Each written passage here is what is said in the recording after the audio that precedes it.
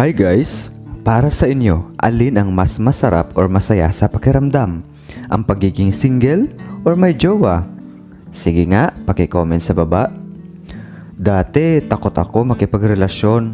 Takot masaktan, takot mapikot, takot mangonsumisyon.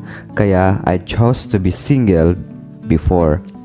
May nagsabi sa akin, bakit wala akong jowa? Poor daw ako. Or malungkot dahil walang partner.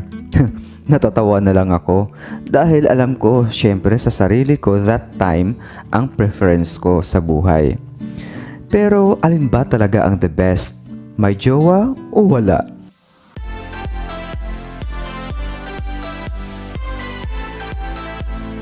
Ano ba ang pakiramdam ng pagiging single? At ano ang feeling ng may jowa o karelasyon? I-comment mo nga sa baba ang experience mo.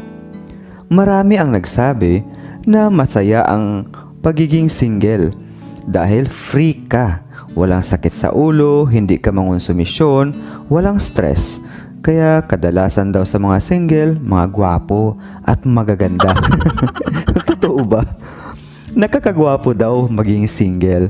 Pag single ka, mas ma-enjoy mo raw ang mga gusto mo sa buhay dahil walang sagabal, walang hahadlang sa lahat ng gusto mo. Gaya na lang ng nightlife, ang spending time with friends, families, and relatives. Hindi raw magastos at may sapat ka na beauty rest. Tanong ulit, totoo ba? Kamusta naman ang mga single? Pag may problema, gaya ng personal problem na kailangan ng karamay o ka-heart to heart, or pag may nararamdaman kang hindi maganda, or may sakit ka, tapos malayo sa pamilya at walang kaibigan pag taghirap ka na. Okay lang ba? Masaya pa rin ba? Para sa'yo, alin ang mas malaki ang advantage? Being single or in a relationships? Pag single ka, sabi nila, sa'yo lahat ng single. kahit pa nga yung may mga partner pwedeng mapapa sa'yo. Mga agaw lang ang beg. Pag single ka raw, gala dito, gala doon, na walang iniisip. Kung may magagalit, syempre, always ready to harot anywhere and anytime. Mas matipid din daw. Mas may panahon ka sa mga kaibigan at mga kapamilya or relatives. Yan ang sabi ng iba. Kaya din daw, madalas pag single, ay nakakagwapo at gumaganda dahil focus sa pagmamahal sa sarili o yung tinatawag nilang self-love. Naaalagaan ang sarili, walang konsumisyon kumbaga, walang sakit sa ulo, walang pasaway at higit sa lahat walang mananakit sa'yo physically and emotionally. Well, lahat ng sinabi nila ay pwedeng totoo. Pwede rin namang hindi or depende sa'yo, sa sitwasyon mo or sa partner mo. Or it depends on how you handle your situation.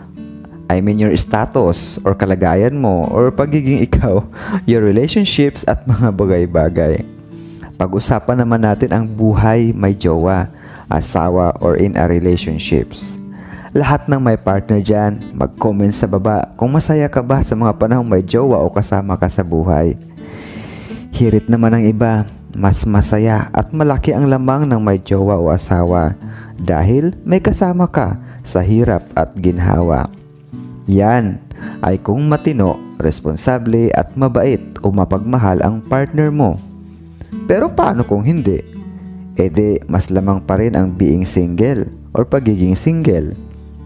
According to the Bible, that two heads is better than one. Agree ka ba? Tama din naman.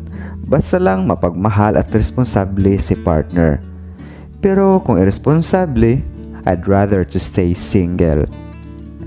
Kaya nga sabi din na dapat kilalaning maigi ang magiging karelasyon bago pasukin ang pakikipagrelasyon upang magiging masaya ang kahihinatnan. Marami ding nagsasabi na mas okay may jowa o asawa basta lang nagkakaunawaan kayong dalawa at nagmamahala ng tunay dahil may katuwang ka sa mga problema. May kasama sa hirap at ginhawa, may ka-heart to heart at kasama sa pagtanda.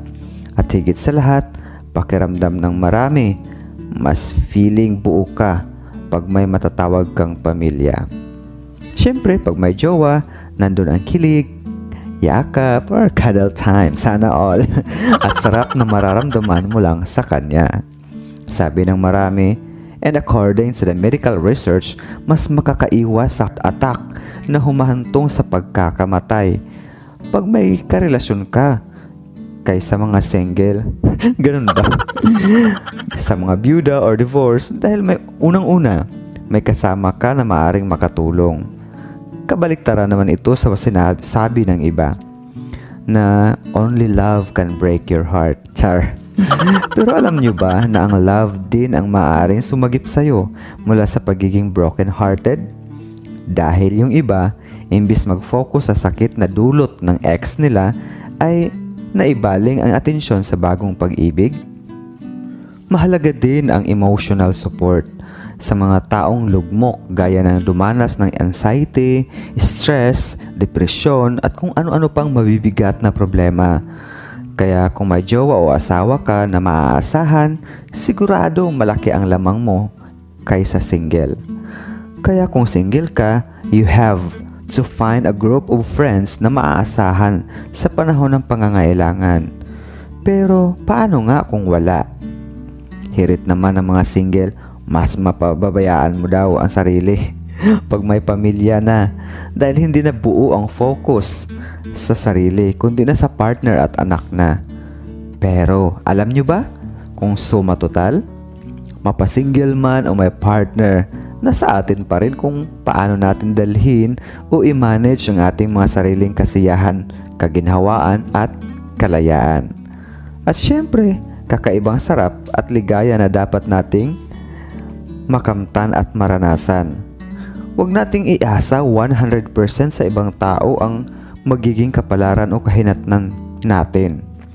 Tandaan, our decision today ay ang siyang magdadala sa atin sa bukas. Ika nga, ang resulta na tinatamasa natin ngayon ay bunga ng ating mga desisyon at kagagawan sa nakaraan. Kaya kahit anong status ka na mayroon ngayon, kung hindi ka marunong magdesisyon ng tama, ay mapunta ka pa rin sa mapait na kapalaran. Dahil sa mga kamay natin nakasalalay ang ating kapalaran, hindi sa kung sino man. Dapat maging responsable tayo sa pagpili o paggawa ng mga desisyon sa buhay. Huwag mabuhay sa pagsisisi, bagkus gawin itong salamin at matuto mula sa mga karanasan. It's either mahirap man o pangit na nakaraan yan or karanasan. Ika nga, ang buhay ay continuous learning process. Totoo naman talaga.